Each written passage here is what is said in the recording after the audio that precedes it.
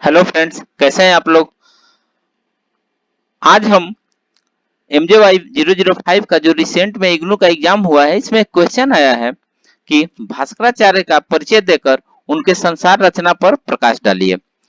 तो आइए इसका आंसर करते हैं और इसमें हम बताएंगे कि आपको कहाँ से इसको लिखना है। अगर ऐसा क्वेश्चन अगर रिपीट करता है नेक्स्ट एग्जामिनेशन में तो आपको कैसे लिखना है। तो वीडियो स्टार्ट करने से पहले जो भी फ्रेंड्स हमारे चैनल पर नए आए हैं, कृपया चैनल को सब्सक्राइब कर ले और बेल आइकन को प्रेस कर दे ताकि जो भी लेटेस्ट वीडियो हमारे चैनल पे आए वो सबसे पहले आपको मिल सके। तो टाइम को ज्यादा न लेते हुए आइए चलते हैं अपने क्वेश्चन पर। भास्कराचार्य का परिचय देकर उनके संसार रचना पर प्रकाश डालिए। तो आचार्य भास्कर जी ने सिद्धांत शिरोमणि ग्रंथ की रचना अपने पूर्ववर्ती आचार्यों की नई नई प्रमाणिक बातों का संकलन करके की है। आचार्य जी ने ब्रह्म आचार्य जी ने ब्रह्मगुप्त को अपने ग्रंथ सिद्धांत का मूल आधार बनाया। आचार्य ने स्वयं ही इस ग्रंथ पर वासना भाव से लिखा है कि भास्कराचार्य के सिद्धांत शिरोमणि एवं एवं एवं करण कौतूहल प्रसिद्ध ग्रंथ है। 1036 शक वर्ष में भास्कराचार्य का समय माना गया है। 1072 शक संवत में सिद्धांत शिरोमणि एवं 1106 शक संवत में करण कौतूहल करण ग्रंथ की रचना को माना जाता है। भास्कराचार्य जब 70 वर्ष के वयस्क थे, भास्कराचार्य का स्थान सहाचल के निकटवर्ती प्रदेश था। तथापि उन्होंने अपने स्थान के विषय में स्वयं कुछ भी नहीं लिखा है। इनका पिता का नाम शेखरकरण के रचयिता महेश्वर थे। दादा मनोरथ एवं परदादा प्रभाकर थे। यह सांडिल्य गोत्र के ब्राह्मण थे। सिद्धांत शिरोमणि में पाटीगणित, बीजगणित, ब्रह्मगणित, गोला अध्याय सहित 4 भागों में विभक्त है। इसका प्रत्येक भाग अलग अलग ग्रंथ के रूप में है। पाटीगणित ही लीलावती के नाम से प्रसिद्ध हुआ है। कहते हैं कि लीलावती भास्कराचार्य की पुत्री थी, किंतु कुछ लोगों का कहना था कि लीलावती उनकी पुत्री नहीं अपितु पत्नी थी। यह भी अभी संशय बना हुआ है। आइए नेक्स्ट देखते हैं इनका काल स्वरूप। आचार्य भास्कर जी ने अपने पूर्ववर्ती आचार्यों जैसे बराह मिहिर प्रथम, आर्यभट्ट, बटेश्वर सिद्धांत, सूर्य सिद्धांत आदि ग्रंथों के आधार पर काल के स्वरूप को प्रतिपादित किया है। त्रुटिवश पर्यांत काल तक की काल गणना का मान उदाहरण द्विधा गणित से खगोल संबंधित प्रश्नों के उत्तर देने वाला दिवस, नक्षत्र आदि के मानों का भेद प्रतिपादित करने वाला व्यक्त एवं अव्यक्त गणित, अंक गणित, बीज गणित, रेखा गणित, त्रिकोणमिति इत्यादि वाला, पृथ्वी, नक्षत्र और ग्रहों की गति की स्थिति, आकार आदि का वर्णन करने वाला, यंत्रादि का निर्माण तथा उनकी गति स्थिति गणित स्कंध जो बताने वाला शास्त्र है उसे सिद्धांत कहा गया है। गणित स्कंध में अव्यक्त एवं व्यक्त अनेक प्रकार के गणित का वर्णन किया गया है। यह गणित विषय सिद्धांत स्कंध के अंतर्गत ही आते हैं। आइए नेक्स्ट देखते हैं सृष्टि रचना। सृष्टिकर्ता ब्रह्मा द्वारा जब सृष्टि रचना का आरंभ हुआ तो ब्रह्मा जी ने सर्वप्रथम अश्वनी और रेवती नक्षत्र के मध्य संधि में बंधे हुए सूत्र अक्ष पर भचक्र को ग्रह नक्षत्र सहित पूर्व से पश्चिम की ओर भ्रमण करते हुए स्थापित किया, जो अनवरत भ्रमण करते रहते हैं। आइए नेक्स्ट देखते हैं कल्प की प्रवृत्ति एवं अव्यक्त काल।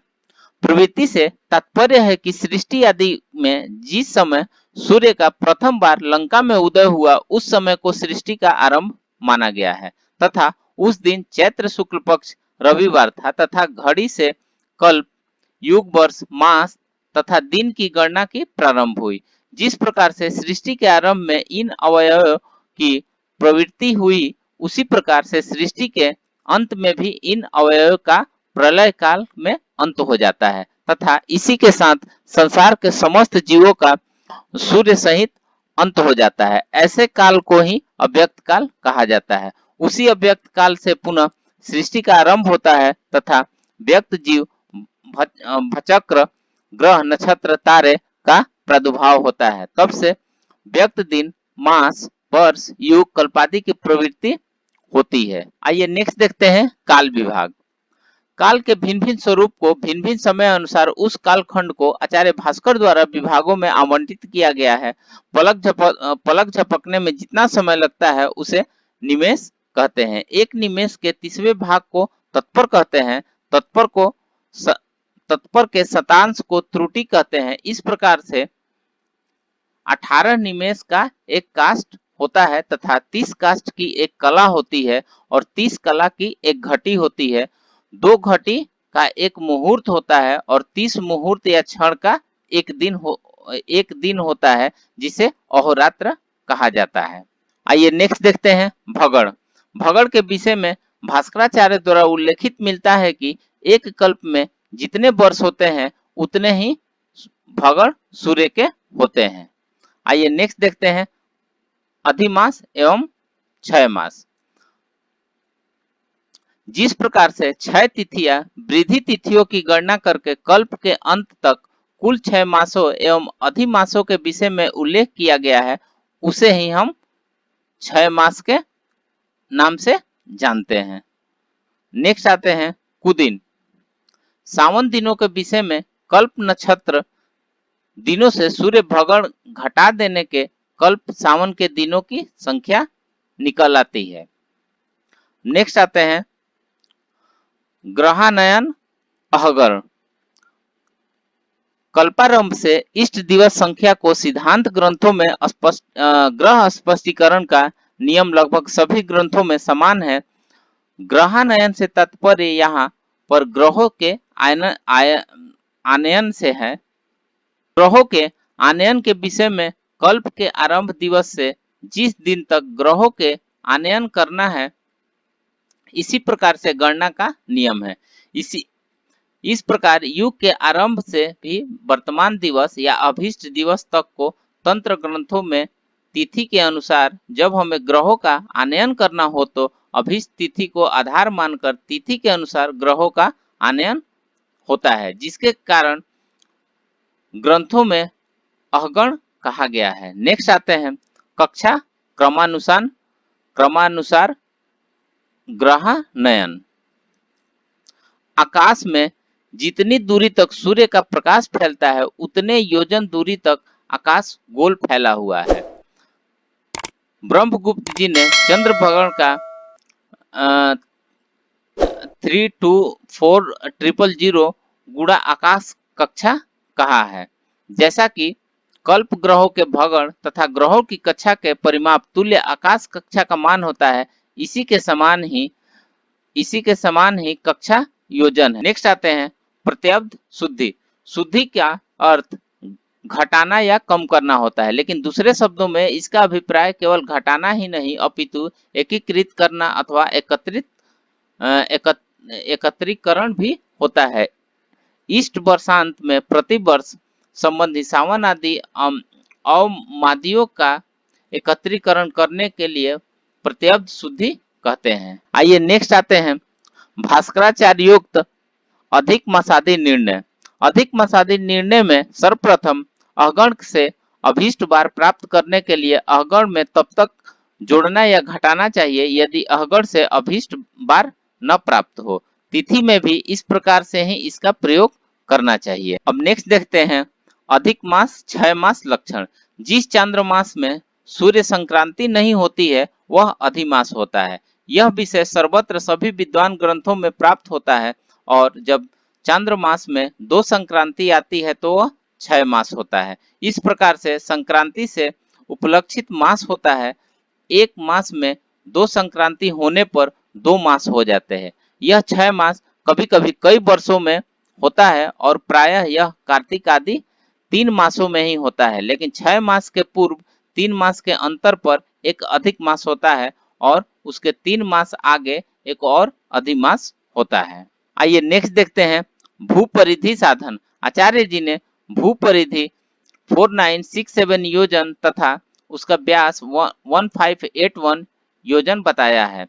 याम्योत्तरपुर रेखापुर एवं स्वयंपुर अर्थात स्वयं स्थान के अक्षांश के अंतर को परिधि से गुणा करके 360 अंशों से विभक्त करके दोनों पुरों का अंतर योजन होते हैं। नेक्स्ट है स्पष्टाधिकार। यात्रा, विवाह, जातकादि के भूत भविष्य एवं वर्तमान कालिक समय का शुभाशुभ ज्ञात करना हेतु स्पष्ट ग्रह किए जाते हैं। आइए नेक्स्ट आते हैं त्रिप्रश्नाधिकार। संपूर्ण विश्व जिस काल शास्त्र के विषय में प्रायः परस्पर मत मंतांतर एवं विषयों में स्पष्टता का एक समान फल प्राप्त न हो, तो ऐसे जो 3 प्रश्न हैं जो काल तंत्र के दिग अर्थात दिशा, देश अर्थात स्थान, काल अर्थात समय को बताने वाले इस त्रिप्रश्न नामक अध्याय को अनेकानेक युक्तियों तथा ज्ञान से पूर्ण है और समस्त गणित शास्त्र का सार है कि उसको त्रिप्रश्नाधिकार के नाम से जाना जाता है। अब नेक्स्ट आते हैं पर्व संभवाधिकार। पर्व संभावना से तात्पर्य यहाँ पर चंद्र ग्रहण से लिया गया है, इसलिए सर्वप्रथम आचार्य जी पर्व की संभावना कब होगी इस विषय को स्पष्ट करते हैं कि कलिगत वर्षों को 12 से गुणा करने पर चैत्र के आरंभ से गत मास संख्या को इसमें जोड़कर एक अलग तिथि स्थापित करते हैं।